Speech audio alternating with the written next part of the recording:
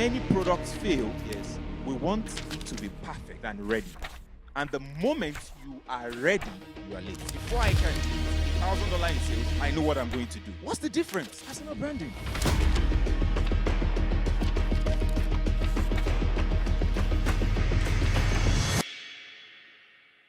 All right. Good evening, guys.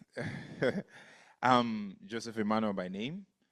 For those that are just coming in, please, you can have a seat. I'm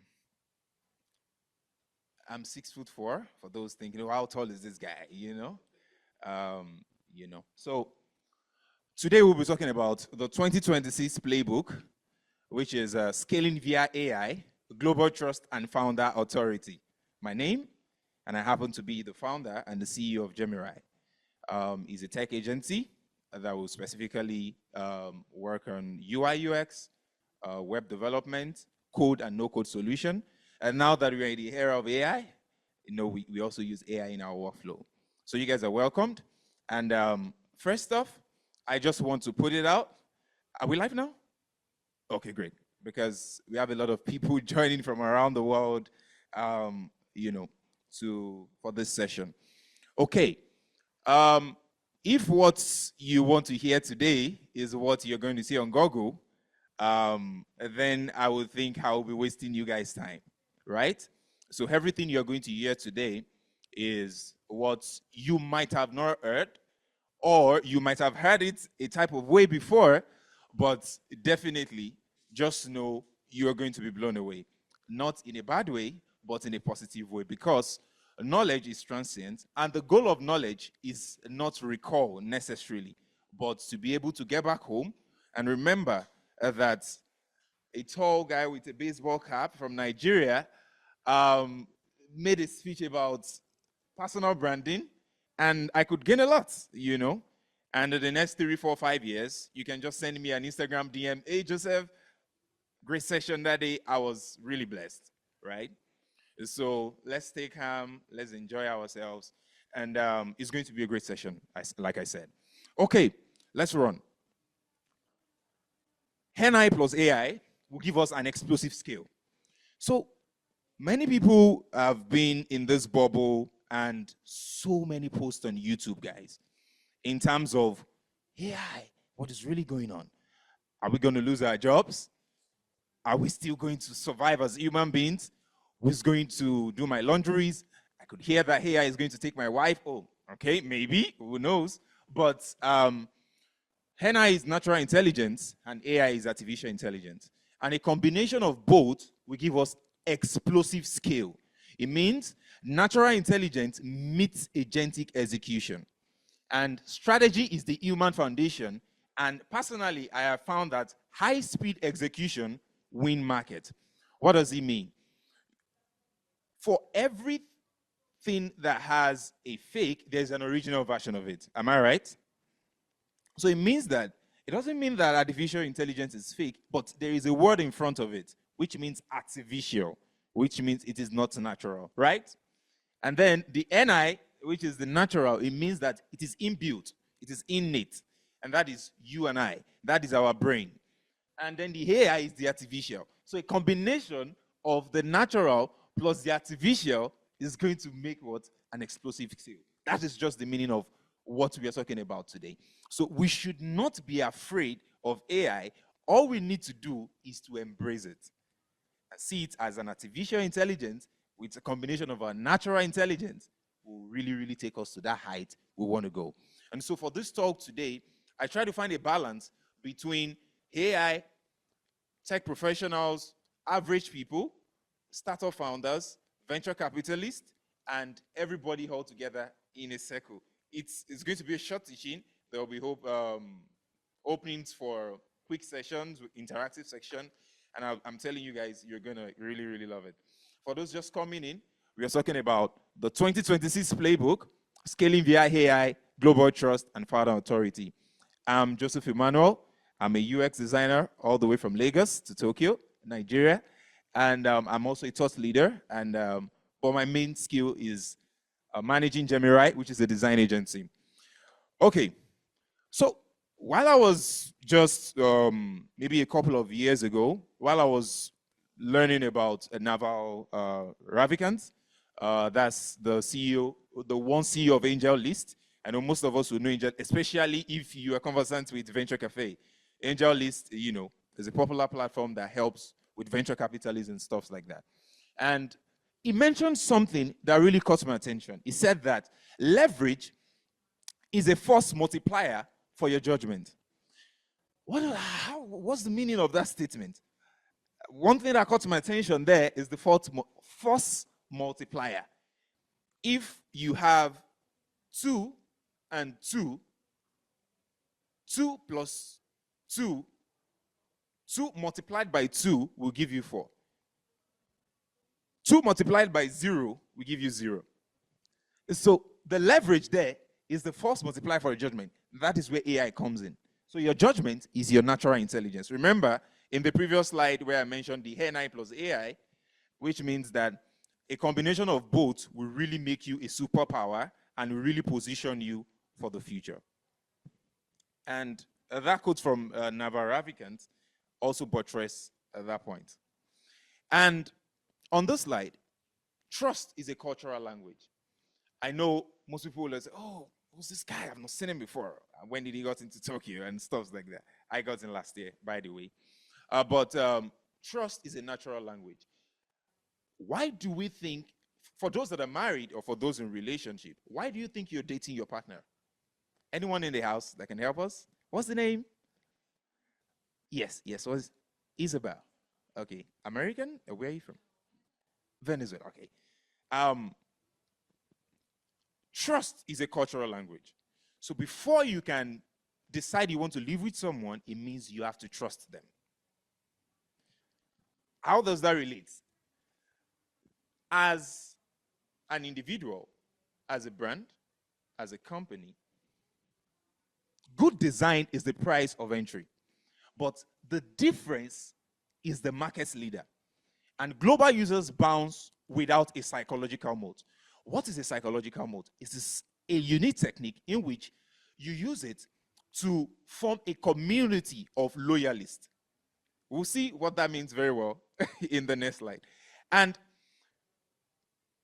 for every human being on earth, we are not recognized by our similarities.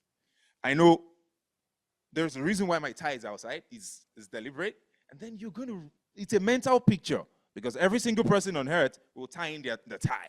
And then remember one tall guy from Lagos, Nigeria, at Venture Cafe, Tokyo, it gives you a mental picture of remembrance. And that is the uniqueness. So for every product on earth, for every individual, for every company, your advantage is your difference. And that difference will create a trust. And that trust is a cultural language.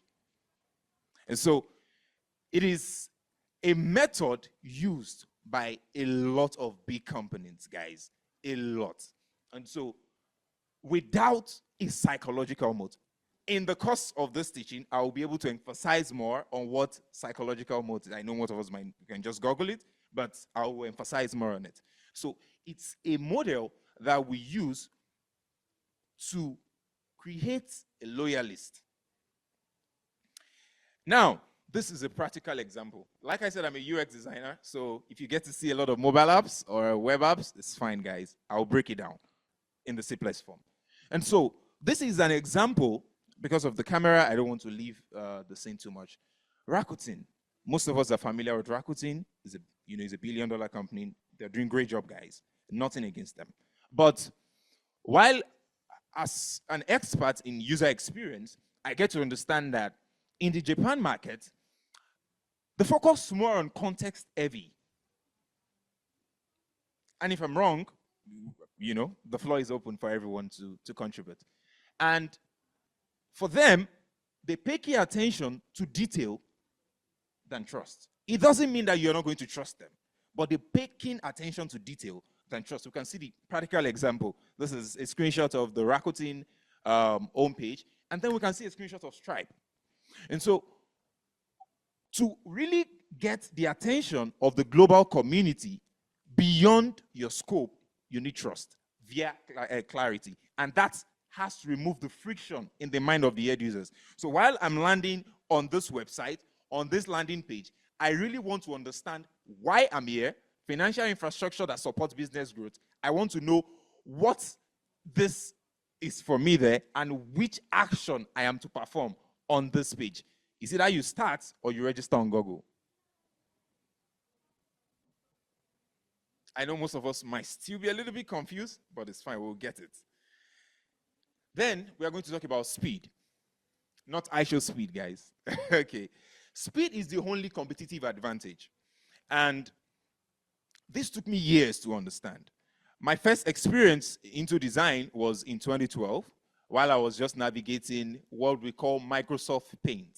I know most of the software is sucks, guys. Don't even go there, right? But I would say that was my first exposure that made me, okay, what exactly does design mean? I didn't even know what design was at the time.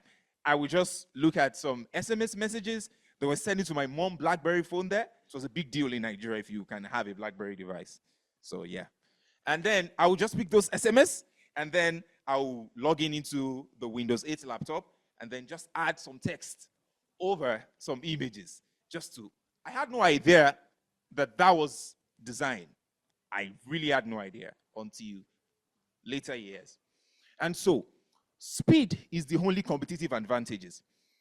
Most of the reasons why many products fail is we want it to be perfect than ready. And the moment you are ready, you are late.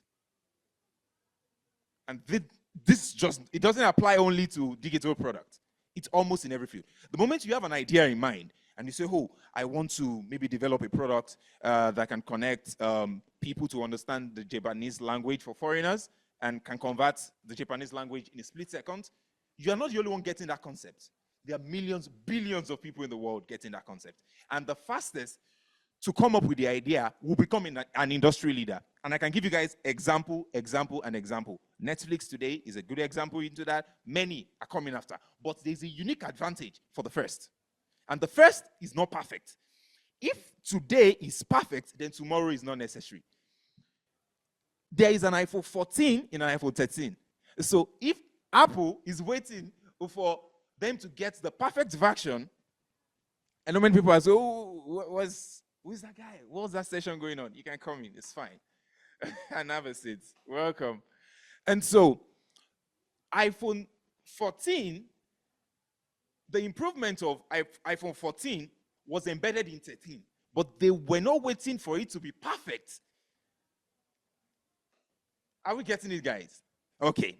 There will be room for suggestions and questions. So, don't wait until it is perfect. The moment you are ready, you are late. And so, speed is your competitive advantage. And so, if you're a career professional, if you have a business, if you're a venture capitalist, in fact, in that region, that is even more competitive. Because the moment I can see this guy has an idea, Benjamin, for example, is also from doing great stuff. We also work together at Gemirai, and he has his own also things going on for him.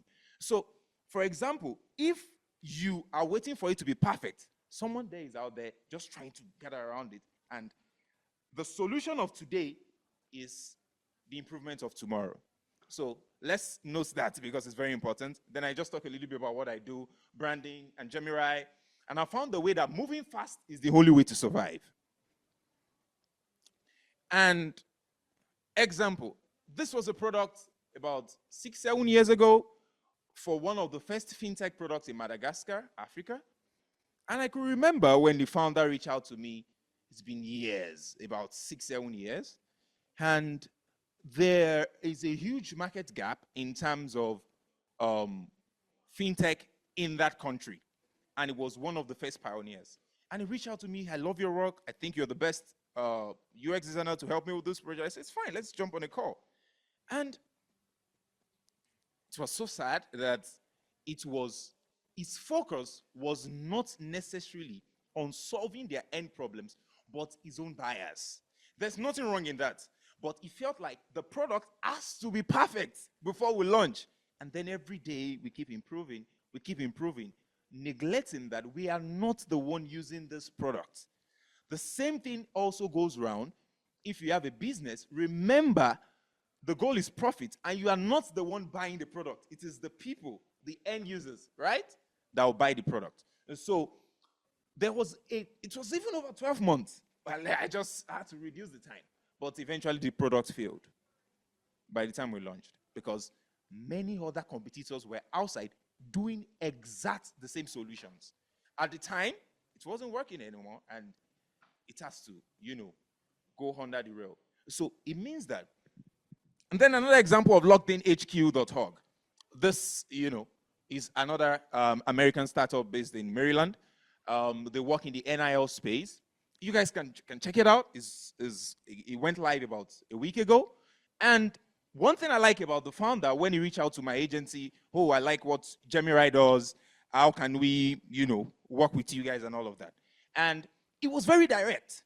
This is the solution. This is how we want to work, because this market is very competitive. And then we saw the solution. The whole team came into play, and then it went live. So currently now it's live. V1 launch in a few days. They are in the second phase of a seed fund of $1 million. That's how success works. So the moment you are ready, you are late. Brand is a financial asset. Marketing and design are customer acquisition cost stealers. Personal branding is a scalable financial asset. Founder authority over marketing spend. I know this slide might cause a lot of, this Joseph guy. Okay, but one thing I've got to understand, that there is something most of us are not focusing on. I used to tell a few of my friends while I was back in Nigeria, it's just a joke, that if someone like Cristiano Ronaldo wants to start a design agency, or for example, maybe he wants to sell ties, and if, let's say, Joseph Emmanuel, I'm getting there, wants to sell ties, Cristiano Ronaldo can eat a $10 million in sales in 24 hours. And before I can eat $1,000 in sales, I know what I'm going to do. What's the difference? Who can tell me? It's personal branding. So that means, are we focusing on the right thing or the wrong thing? And so if we can make ourselves a powerhouse, we have to spend less on marketing, make more profit, have more leverage, sell as much product as possible, because people trust us. Remember, I discussed trust in the previous slide. So if you have a good personal brand, the first thing people will do is trust. So if I get to see Cristiano Ronaldo confirming a product, I will like the product, even I've not met Cristiano before. But because I trust him as a figure, and because he has created a personal brand as a scalable financial asset. I will show the example in the next slide. And for example, Nike, they use the rent model. I call it the rent model. And then I call the one for Cristiano the equity model. What does it mean? It means that in 2025, that was the data for Nike fiscal policy year, and they reported it on the official website. And so this was in 2015. So they spent about $4.7 billion on ads, and that got them a profit of $3.2 billion. That's not good, right? In the industrial model, you rent attention. Let me speak a little bit about attention. Who would have thought that you can be able to speak to 1 million people at a time? Isn't that crazy, guys? It's mind-blowing. 1 million people. An average stadium is about 100,000 people. And if you, it's a lot that is imaginable. I just can't explain it. If you close your eyes, try to picture the number of people. 1 million people is a lot. And so, in the industrial model, you rent attention. So you are trying to buy the attention of people. That is why you could see on your TV, you see on commercials, you see on Google ads, you see YouTube ads, you see Instagram ads, even maybe WhatsApp ad, I don't know. You see line ads, everywhere ads. Even while in the cafe, you see posters, you see flyers, everybody is trying to do one thing. They are trying to get your attention. And even people that teach you how to get attention, they are also trying to get your attention. The same thing I'm doing right here, I'm trying to get your attention with my uniqueness. My height, my shape, my tie, my dressing, my colors combination, my baseball cap. Because the first time I came here to Venture Cafe, this is my second time here, and I'm already a speaker. You know, when I came in then, you said, who's that tall guy with a baseball cap? And I remember that they've had a uniqueness of me, so I need to continue that. So when I came in today, a lot of, oh, Joseph, that is how to be unique and to stand out. And so, what am I saying? You rent attention in the industrial model. So everybody on earth today is trying to buy your attention. Just believe it, guys. And then, in the founder era, which is in the case of Cristiano, you own the attention. And so, I cannot imagine the popularity Cristiano has, because the day he pushed off Coca-Cola and put a bottle of water during the press interview. I need water, guys. That's a good way. And the stocks of Coca-Cola dropped. That's a huge influence, a very huge influence. Everybody might not get to the level of influence of Cristiano, but it's a good example to look up to. And in the ancient times, it takes a lot to have a video produced. You have a lot of process. But now, all you can just do is switch on your camera, and boom, you have your video recorded, audio, perfect, AI. For those just coming in, I've talked about AI, and now you can use NI plus AI to your own advantage. Your natural intelligence plus your artificial intelligence. But because of time, let's just move forward. After the presentation, anybody can request for the slides, and then it's for educational purpose only. So back to the conversation. Like I was talking about personal branding, I call this the rent model. What's Nike, the loss they made in 2025, sorry.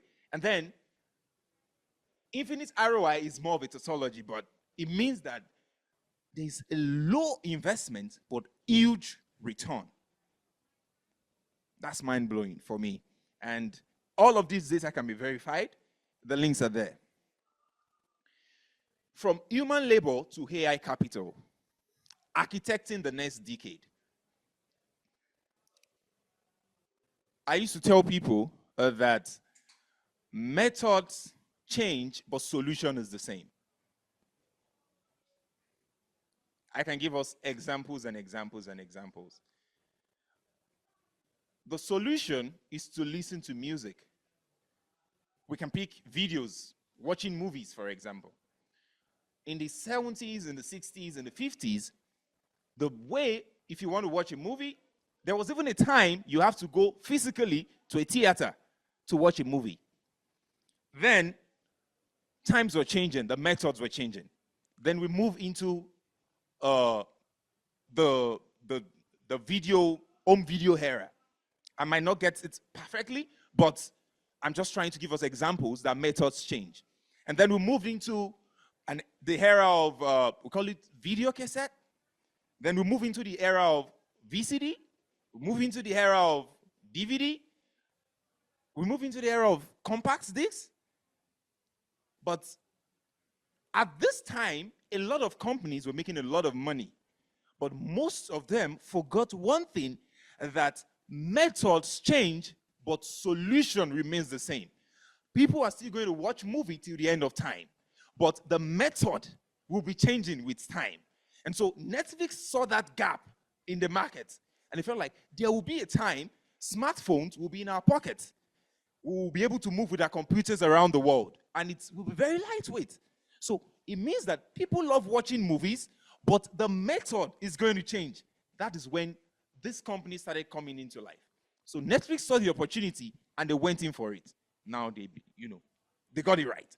And let's not forget that they are existing today because over time, the method has been changing. But the solutions still remain the same. So there will be a time, so we are moving into an era of AI capital. And so humans have been evolving through the Scandinavian ages. I have a degree in geophysics, so I have a little bit of geology. I'm just an alright guy. And then I felt in love with design, and then I migrated into UX, and now I have my agency helping global founders, design and develop their product. But back to the AI capital. So we are moving from human labor to AI capital, and this is how to position for the next decade. We are moving from owning tools to owning intelligence layers. I found that the future belongs to those who own the logic, not just the labor. This sentence, it's a symposium discussion. We can continue on this for hours, but we all have a lot of things to do. And this is how we scale trust and revenue simultaneously. Remember I mentioned trust? In the future, the people that are going to really, really be at the very top, everybody can be average, but I'm not ready to be an average person. And that is why I try in my possible way to carry everybody along in every opportunity I get, in every conference I get to speak, that we should be ready for the next decade. And that is AI capital. So a quote from Sam Altman, the CEO of OpenAI, he said that the marginal cost of intelligence is heading towards zero. So we should not be afraid of AI, guys. We should just be positioned to combine these tools to get us the results we need. That means you can have an idea of an application in mind to solve a specific problem, and then before the end of that day, you can get your market research done with just a few prompts, and before the end of that day, you can get your design done, okay, working via Gemini, because we also use AI in our workflow. And then we get your idea. In 2 days, you have the app concept, the UI ready and done for prototypes, and then in less than a week, you have a working prototype to show to investors, or to launch as a pre-launch via your mailing list or via your socials if you have personal branding and trust. So you can see that everything is linking to each other. So in less than 5 to 6 days, you can have your idea in the open space. People say, oh, okay, I don't like this. Can you improve on this? That's mind-blowing, guys. Unlike before, where you have to take a lot of process, you have to go to the marketing team, to the design team, to this, and then they're going to tell you, oh, you have to wait another 6 months before Apple approves you. So there's a lot of technologies coming from Apple now, whereby you can just use AI tools. In few days, they're going to approve your application on the Play Store. So the marginal cost of intelligence is heading towards zero. We need to be prepared for that. Then we are now moving into the scope of more on personal branding. Story is the operating system of trust. If you remember in the first few slides, I discussed about trust. Okay, I'm trying to check if I'm still in time. So branding is the act of remembering. It's as simple as that. When we think of Starbucks, we think of green. When we think of Coke, we think of red. When we think of Pepsi, we think of blue, red, white. So these are all mental models to get the attention of people to remember these brands. Branding isn't an act of creation. It is the act of remembering, of who you are. I've realized that your product is only as strong as the narrative it carries. Storytelling is the only mode that AI cannot easily replicate. And so we should not be afraid of these tools. We should just find a unique way to tell our story. And if anybody is going to remember me for today, for those that joined the session from the beginning, they're going to remember that there is a guy from Lagos, Nigeria, 6'4", wears a white baseball hat, tie outside, he's a tech guy, and he spoke about the future. That is the story behind me speaking here today. And so we need to look inwards when we get back to our homes, when we get back to our offices, when we travel down around the world. Every single story told by foreigners, people here in Japan, has a unique way of you envisioning Japan before coming here. There's a story, it's a very tourist, attractive country, so beautiful. You can visit a lot of places, the Sky Tree. There's a story you've heard that makes you know that I'm in a very good country. And Japan is a good country, by the way. I recommend it, guys. And so Now, I picked a product called Liquid Death as an example. We might know Liquid Death, it's a very big company now. There's something that fascinated me about Liquid Death. They sell water, H2O, the regular. Oh my God. The same water that I can just get for about 120 yen. The product. Okay, this is not Liquid Death. This is Liquid Life. So that was just a pun. Okay. The water in a tall boy and aluminum can. Then the story. So there was this campaign, the hashtag Death to Plastic, that was running on social media at the time when they, launched. They took the healthiest thing you can drink, which is water, and they gave it the rebellious, irrelevant soul of a heavy metal brand. So automatically, people are afraid of, the branding was scary about this thing. So they pick what you would have thought about the product and they use it as their branding. So, for example, people are afraid of their difference. I don't know how you want to be someone else. It could be a difficult place to be in. Right? I don't know. It's so easy to be yourself. So the way to not be lost in the crowd is just be different. Just be yourself. If you talk like an African, you're an African, bro. Just talk like where you came from. If you're an American, be yourself. And so the uniqueness and what they thought people would say about their brand is what they use as their branding. So, why? Is it not just water?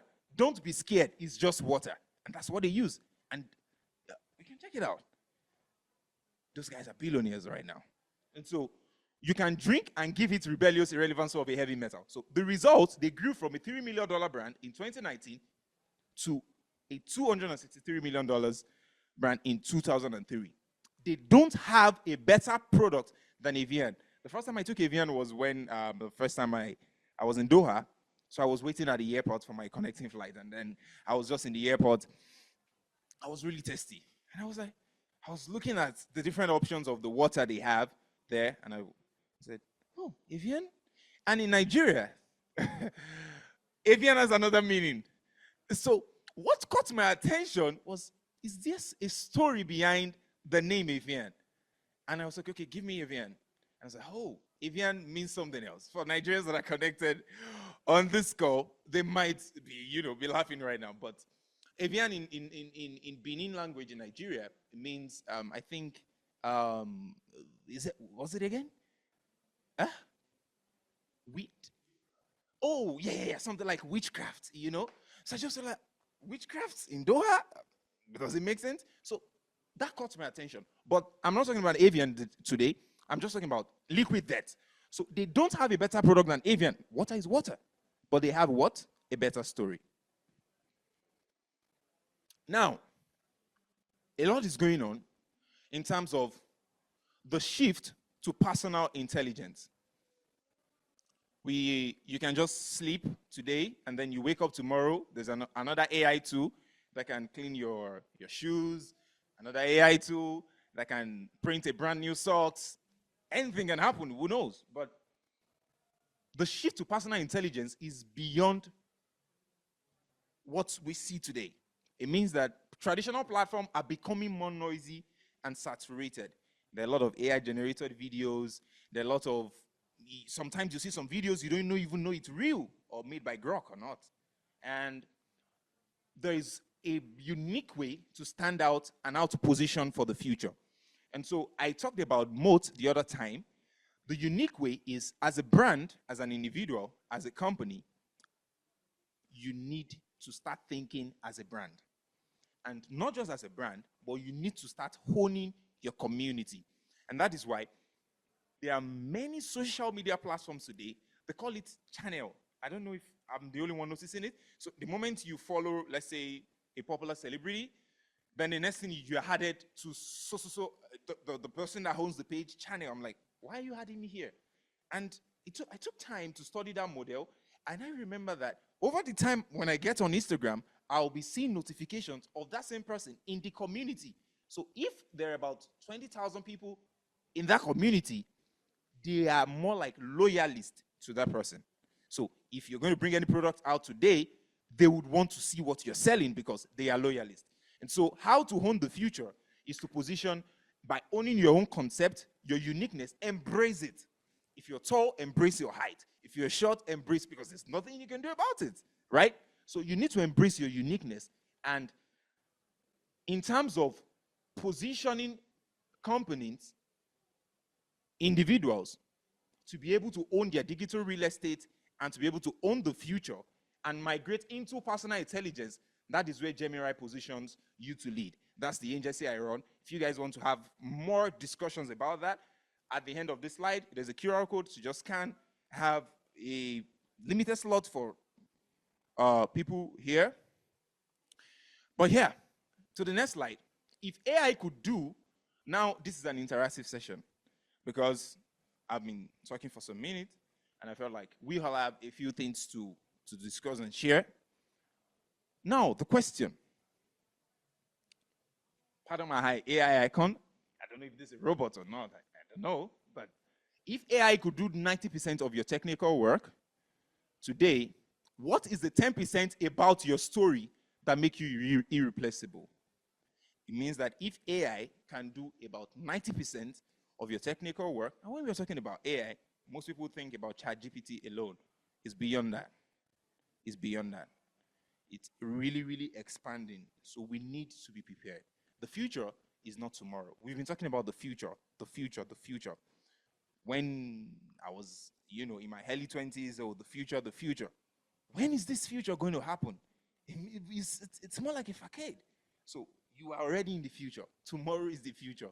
So all you need to do is to start preparing for it. So, but if AI could do 90% of your technical work today, what is that 10% about your story that makes you irreplaceable? I would love to hear from the audience. Anyone?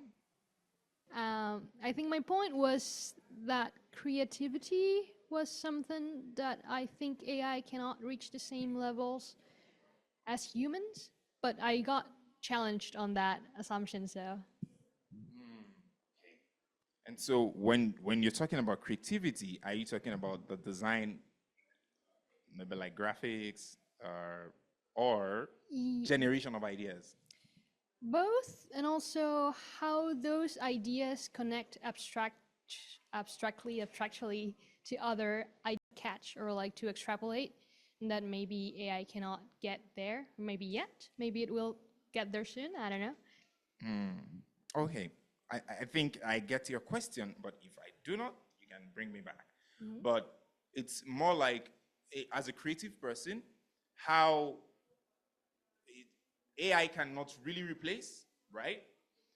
But it can make your process a lot faster in terms of generating concepts, ideas, iterations, for A/B testing, where you can now pick in between two options, right? So it can really, really help to fasten the process. But the background knowledge of design and creativity on its own is innate. That is your natural intelligence. Those are your instincts. And that now is shifting towards how can this my skill really solve real world problems? How can this my skill really generate profit for me or for my company that I work with?